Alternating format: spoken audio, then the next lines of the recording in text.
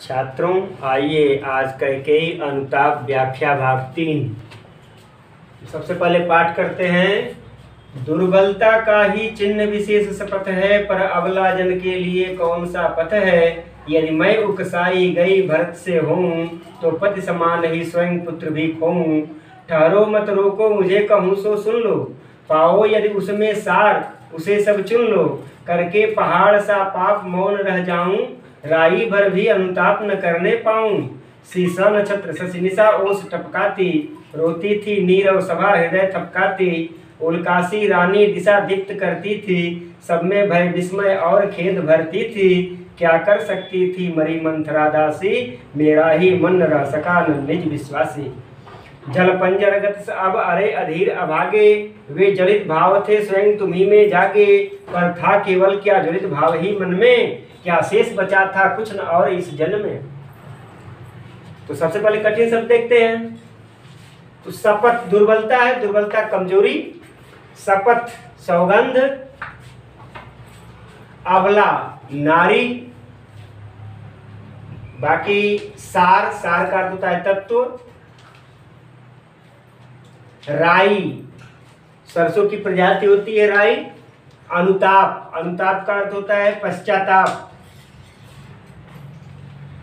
सनक्षत्र, तारों से, तारों सहित। शशि निशा, शशि निशा पूर्णिमा की रात्रि।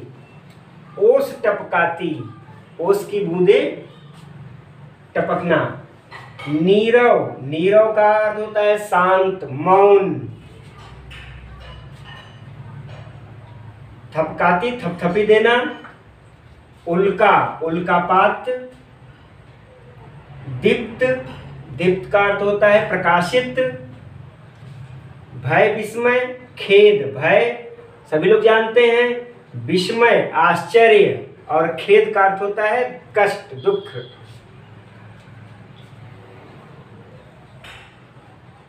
जल पंजरगत, जल पंजरगत अर्थात शरीर। अधीर, अधीरता अधैर्य। ज्वलित भाव, ज्वलित भाव क्या है, ईर्ष्या का भाव।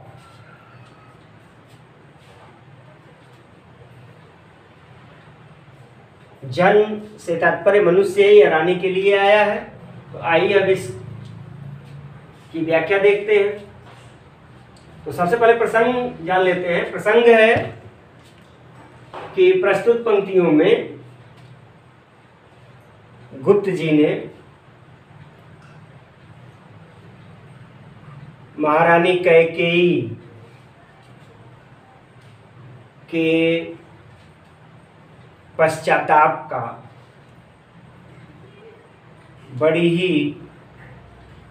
बड़ा ही करुणापूर्ण और मार्मिक वर्णन किया है। आइए देखते हैं व्याख्या। रानी कैकेयी कहती है प्रभु श्री राम से कि हे पुत्र, सौगंध खाना व्यक्ति की कमजोरी का प्रतीक है। सौगंध खाना व्यक्ति की कमजोरी का प्रतीक है, लेकिन हम स्त्रियों के लिए सौगंध खाकर अपनी बात को प्रमाणित करने के सिवा दूसरा कोई रास्ता नहीं है। आगे कहती है कि हे राम, अगर मैं भारत के कहे पर या भारत के उकसाने पर ऐसा अनर्थ कार्य की हूं, यानी भारत के कहने पर मैंने ऐसा अनर्थ किया हो, तो अपने पति महाराज दशरथ के समान ही मैं अपने पुत्र को भी खो दूं। कहने का अर्थ है कि रानी कैकेयी कहती हैं कि हमारे इस कुकृत्य में, हमारे इस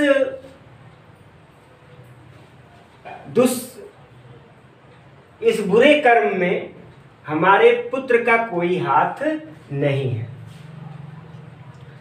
आगे फिर कहती है कि ठहरो, मुझे अपनी बात कहने से मत रोको, मैं जो कहती हूं उसे सुनो, और मेरी बात में अगर कोई सार है तो उसे सभी लोग ग्रहण करो। कम से कम मैं पश्चाताप तो कर सकूं। कहती हैं कि पहाड़ की तरह इतना बड़ा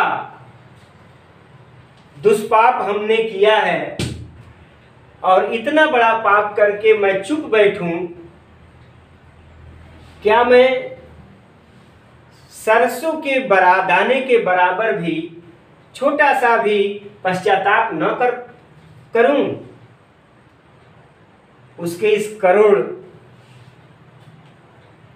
बात को सुनकर के ऐसा लगता था कि तारों से भरी चांदनी रात ओश के बूंदों के माध्यम से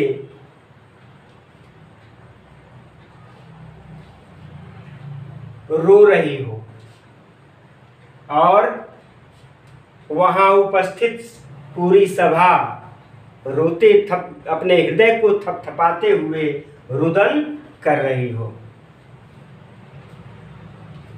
रानी कैकेयी उल्कापात की तरह वहां सभी दिशाओं को प्रकाशित कर रही थी। वहां बैठे हर व्यक्ति में भय, विस्मय और दुख एक साथ भर रही थी। रानी कैकेयी आगे कहती है कि उस मंथरा दासी में इतना बल कहां कि वह मेरे मन को बदल दे। उसकी इतनी हैसियत नहीं, वह तो एकमात्र दासी है, वह मेरे हृदय को बदलने का साहस नहीं कर सकती थी। सच पूछिए तो मेरा ही मन खुद से अविश्वास कर गया। शरीर में जलने वाले ये भाव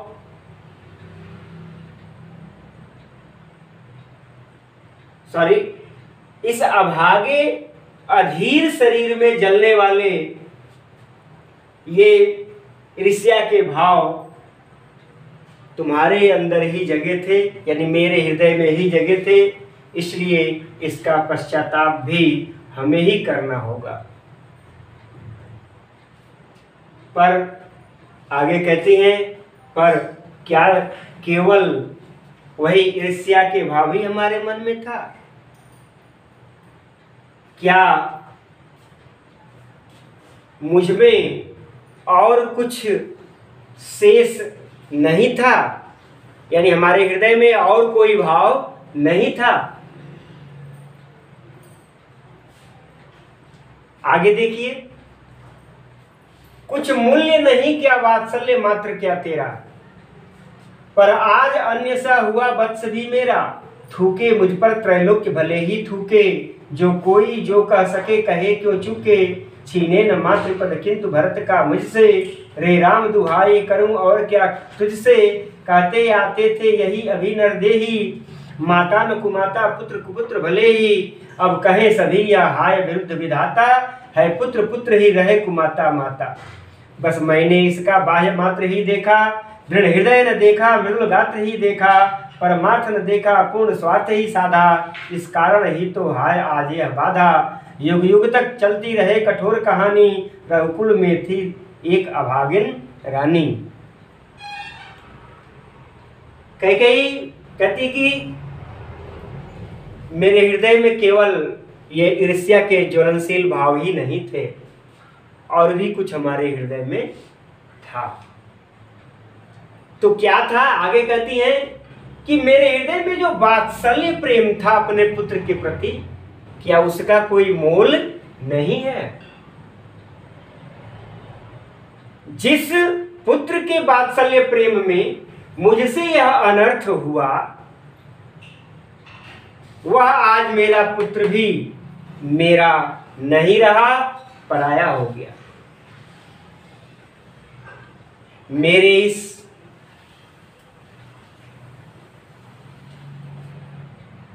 कुकृत्य से संपूर्ण त्रैलोक भले ही मेरा तिरस्कार करे, मुझ पर थूके, जिसे भी जो कुछ कहना हो वह कहे, मुझे धिक्कारने से कोई चूके ना। लेकिन हे राम, तुमसे मेरी एक विनती है कि भारत से उसकी माता होने का गौरव मुझसे कोई न छीने। हे राम, संपूर्ण मनुष्य अब तक यही कहते आते रहे हैं, यानी इस पृथ्वी पर यही कहावत प्रचलित रही है कि माता कभी कुमाता नहीं होती, पुत्र भले ही कुपुत्र हो जाए। लेकिन अब तो कहावत बदल जाएगी कि पुत्र तो पुत्र ही रहा, माता ही कुमाता हो गई, क्योंकि मैंने तुम्हारे साथ तो बुरा किया, साथ ही साथ अपने पुत्र भरत के साथ भी बुरा किया। लेकिन यह सब मैंने जानबूझकर नहीं किया, वह तो भाग्य मेरे विपरीत था जिसने मुझसे ऐसा कृत्य कराया। आगे कहती हैं कि हे राम, मैंने अपने इस पुत्र का बाह्य स्वरूप ही देखा था, उसके दृढ़ संकल्प वाले हृदय को नहीं देखा था, उसके कोमल शरीर को मैंने देखा था, उसके दृढ़ता को मैंने नहीं देखा, उसके परमार्थी भाव को नहीं देखा था, कल्याण की भावना को मैंने नहीं देखा था, और मैंने केवल स्वार्थ की ही साधना की। और आज जो यह बाधा उत्पन्न हुई है, केवल मेरे स्वार्थ की भावना के कारण हुई है। युगों युगों तक यह कहानी इस संसार में प्रचलित रहेगी कि सूर्यवंश में, रघुकुल में एक ऐसी अभागन रानी थी जिसने अपने स्वार्थ के लिए अपने किसी बच्चे का कल्याण नहीं कर सकी। तो ये व्याख्या रही। अब काव्य सौंदर्य देख लेते हैं। तो भाषा सभी लोग जान रहे हैं कि इसमें शुद्ध साहित्यिक खड़ी बोली है, शैली प्रबंधात्मक है, रस इसमें करुण और शांत दोनों है, अलंकार उपमा और अनुप्रास है, छंद सवैया है, गुण प्रसाद है, शब्द शक्ति अभिधा और लक्षणा दोनों है। तो ये कैकेयी अनुताप व्याख्या भाग 3 पूर्ण हो गया। अब अगली व्याख्या अगले भाग में हम लोग पढ़ेंगे। धन्यवाद।